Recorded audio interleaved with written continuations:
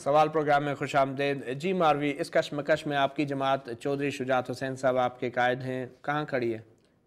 عوام کی سائڈ پہ کھڑی ہے، عوام کے مسئلے بیان کرنے میں آگے ہے. میں اس کو کمپلیٹ کر لوں اس لاجک کو. عوام کے جب مسئلے ہم ایوان میں لے کے آتے ہیں ایز اپوزیشن، کیونکہ ہم اپوزیشن ہیں، پورے ملک میں اپوزیشن ہے، تو اس وقت مسئلہ یہ ہوتا ہے کہ جب ہم کہتے ہیں کہ جی یہ ایشو ہے، ایوان میں ہم نے بیان کر دیا، اس کے بعد وہ ریزالو نہیں ہوتا. ایگزیکٹو کا کام ہے، حکومت کا کام ہے اس کو ریزالو کرنا.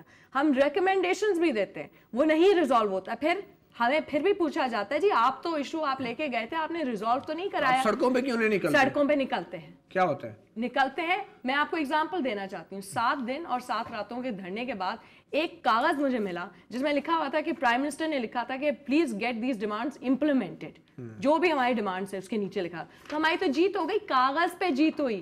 واپس ایوان میں آ کے کہا جی اب تو پلیز پرائم منسٹر نے کہہ دیا ہے. مطالبے سے مطالبے یہ تھے کہ جو ریگولرائزیشن حکومت نے پرومس کی ہوئی تھی اس کو پلیز آپ کر لیں. ہو گئی؟ نہیں ہوئی نا، یہی تو ایشو ہے. آپ کے ساتھ دھوکا ہوا اتنا؟ جی بالکل. اس کو ایوان اس کو جو ہے یہ کہتے ہیں. اور آپ نے کھانا پینا شروع کر دیا؟ نہیں، میں سیریس بات کر رہی ہوں. نہیں صحیح، مطلب آپ کو ساتھ وزیر اعظم نے دھوکا دیا؟ نہیں، آپ کو کس نے تحریر پہنچائی؟ آئی تھنک وزیر اعظم کو ان کے پروونس کے ایک جو ایک پروونس ہے انہوں نے مس کمٹمنٹ کی ہے. میں یہ کہہ رہی ہوں جب پروونسز وزیر اعظم کی کمٹمنٹ کو نہیں مانیں گے پھر ایشوز ہوتے ہیں. انہوں نے کہا تھا پولیٹیکل وکٹمائزیشن نہیں ہوگی، وہ ہوئی. انہوں نے کافی چیزیں پرومس کی تھیں، ان کی پروونسز نہیں سن رہے. دوسرا جو مسئلہ یہ ہے کہ اگر پروونسز کنٹرول میں نہیں ہیں، نہ پروونسز نہ کہہ لیں، اگر جو پروونشل چیف ایگزیکٹو ہے وہ نہیں مان رہا حق کی بات، لا کی بات، جو لیگل باتیں، تو پھر آپ کیا کر سکتے ہیں؟ پھر آپ کیا جوڈیشری کے پاس جائیں گے؟ پھر ایز اے پارلیمان میں کہاں جاؤں؟ میں آپ سے پوچھ رہی ہوں. میں نے روڈ پہ بھی نکل کے دیکھ لیا، میں نے ایوان میں بھی بات کر لی، میں اب کہاں جاؤں؟ اب اس کشمکش میں آپ کہاں کھڑی ہیں؟ سوال وہی ہے. میں وہی سوال آپ سے پوچھ رہی ہوں. میں نے پارلیمنٹ میں سارے اپنے میتھڈالوجیز اختیار کر لیے، سب کر لیا. آپ کے ساتھ پاکستان مسلم لیگ قائد اعظم کے ساتھ لوگ کیوں نہیں نکلتے؟ پاکستان مسلم لیگ کے ساتھ لوگ نکلے اور یہ دھرنا ایک بہت اچھا ایگزامپل تھا کہ ہم نے ساری پارٹیز کو گیلونائز کیا اور ماشاءاللہ ساری پارٹیز نے اس ایشو پہ نکلی. کیونکہ ہم نے کنسنسس بیسڈ ایشو بیسڈ سیاست کی.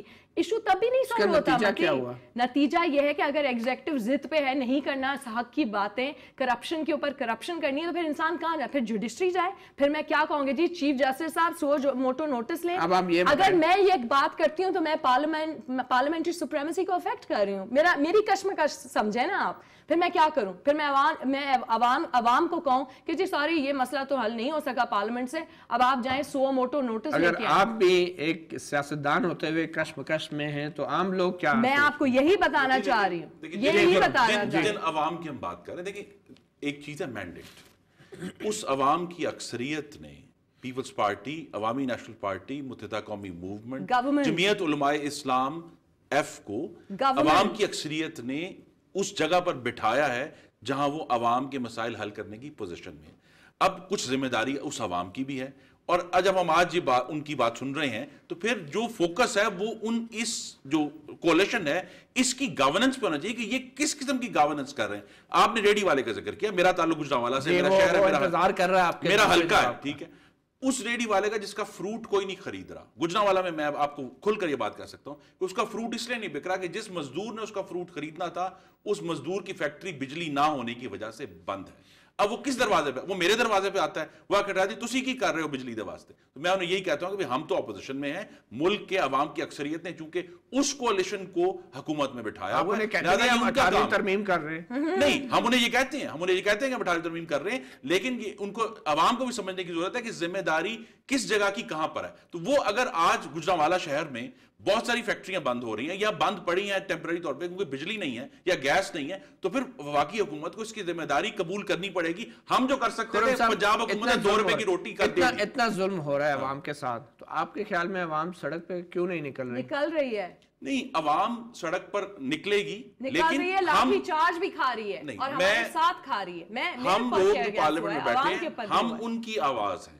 اگر آج آواز اٹھی ہے پیٹرول کی قیمت کے خلاف تو وہ جو عوام کی آواز ریپرزینٹیو नुमाइंदा मतलब ये है कि वो आवाज जो उठनी चाहिए थी वो जिस जगह आप तो यहाँ आवाज निकाल रहे हैं ना, सड़क पे तो कहीं आवाजें नहीं सुनाई।